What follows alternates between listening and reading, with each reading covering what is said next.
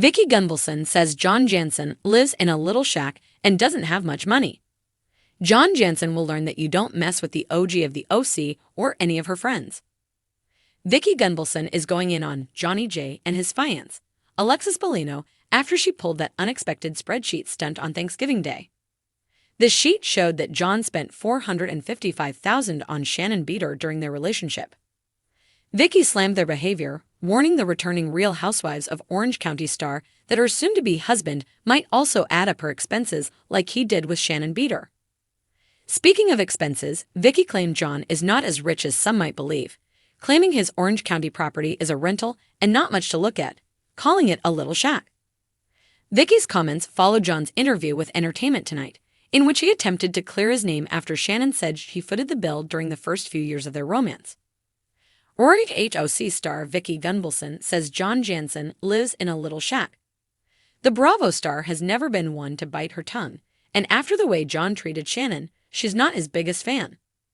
She discussed the latest RHOC happenings on My Friend, My Soulmate, my podcast, including Johnny G's interview and Alex's spreadsheet. Why is she in his finances? Questioned Vicki, adding that John tracking everything he paid for in the relationship is bizarre. According to the breakdown of those receipts, he spent almost $500,000 on Shannon over the years.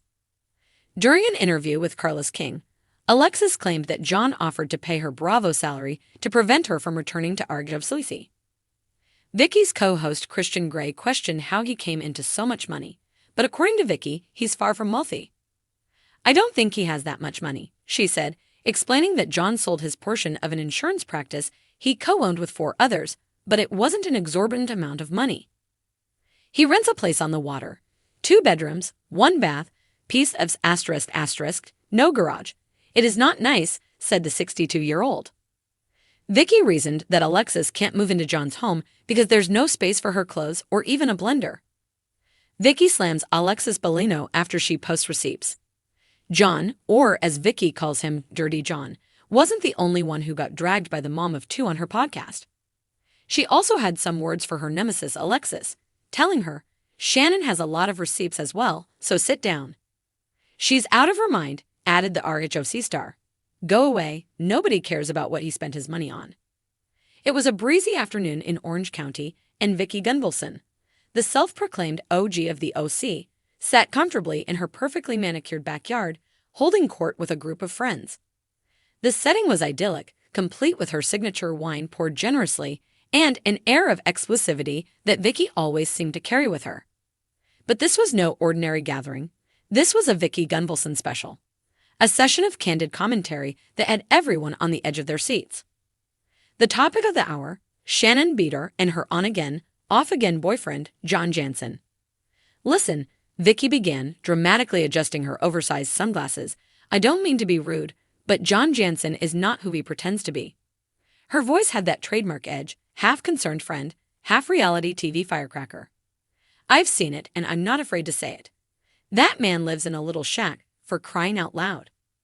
Her friends exchanged wide-eyed glances, unsure whether to laugh or gasp. "Shack?" one of them ventured, trying to suppress a grin.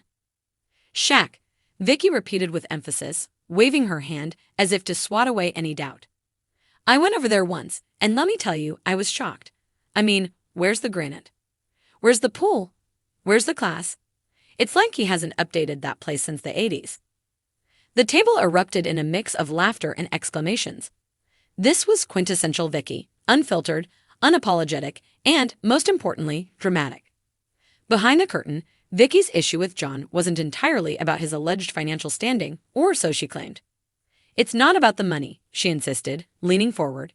"It's about how he portrays himself. Shannon deserves someone who can match her lifestyle, someone who gets it. And honestly, John, he's not it." She took a sip of her wine before continuing. "He talks big, like he's some kind of big shot. But you know what I always say, actions speak louder than words. And his actions? They're screaming budget life." One of her friends, a newer addition to Vicki's circle, hesitated before speaking. "Do you think it's a little harsh, though? Maybe he's just humble." "Humble?" Vicki let out a short, incredulous laugh. "Humble is one thing. Living in a shack and pretending you're a millionaire is another. He's all talk and no delivery. I mean, who doesn't even have a walk-in closet these days? Shannon's perspective. Unbeknownst to Vicki, Shannon had already heard through the grapevine about her comments. It wasn't exactly surprising. Vicki's opinions had a way of traveling faster than the speed of light. And while Shannon loved her friend, she couldn't help but feel a pang of irritation. Vicki always has something to say, Shannon vented to her daughters later that evening. She acts like she's perfect. But need I remind her of Brooks Ayers, or Dawn, or that lake house fiasco? Her daughters nodded in unison, having heard these stories countless times. John might not have a mansion, Shannon continued, but he makes me happy. Isn't that what matters? One of her daughters hesitated. Mom, you know Aunt Vicki only wants what's best for you. She just has her way of saying things. Shannon sighed, swirling her wine. Her way of saying things always seems to involve tearing people down. She's like the Simon Cowell of relationships. The confrontation. The next time Vicki and Shannon met for lunch, the tension was palpable. Shannon had decided not to let Vicki's comments slide. So, Shannon began as their salads arrived. I heard you've been talking about John. Vicki didn't flinch. Oh, please, you know I always have your best interests at heart.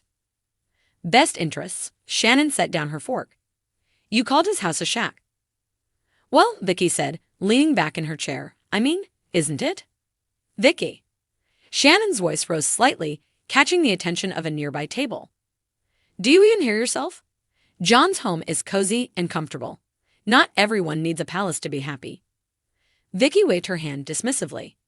It's not about needing a palace, Shannon. It's about being honest. I just don't think he's on your level. You're Shannon Beater. You deserve someone who can give you the world. Shannon's eyes narrowed. What I deserve is someone who loves me for who I am, not what I own. Maybe you should try looking at things the same way. Reflecting on priorities.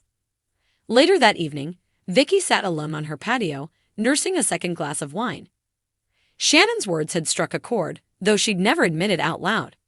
For all her bluster about money and appearances, there was a part of her that envied Shannon's ability to prioritize love and happiness. She thought back to her own relationships, the flashy ones, the tumultuous ones, the ones that had left her heartbroken. Had she been so focused on material success that she'd overlooked what really mattered? But true to Vicki form, the moment passed as quickly as it had come. No, she muttered to herself, raising her glass. A shack's still a shack. John's side of the story. Meanwhile, John had heard about Vicki's comments through mutual friends. Instead of anger, he felt a mix of amusement and exasperation. Let her think what she wants, he told Shannon over dinner. I'm not here to impress Vicki Gunvalson. I'm here for you. Shannon smiled, her irritation with Vicki melting away. Well, you might want to upgrade to granite countertops, just in case. John laughed, shaking his head. I'll get right on that. The real Vicki. By the next week, Vicki was back to her usual antics, organizing a trip to Mexico for the ladies and planning her next business venture. The John Janssen shack debacle had already faded into the background of her whirlwind life. But for those who knew her best, it was clear that beneath the bravado and biting commentary, Vicki cared deeply, albeit in her own chaotic way. After all, she wasn't just the OG of the OC, she was also the queen of stirring the pot. And for better or worse, her friends wouldn't have it any other way.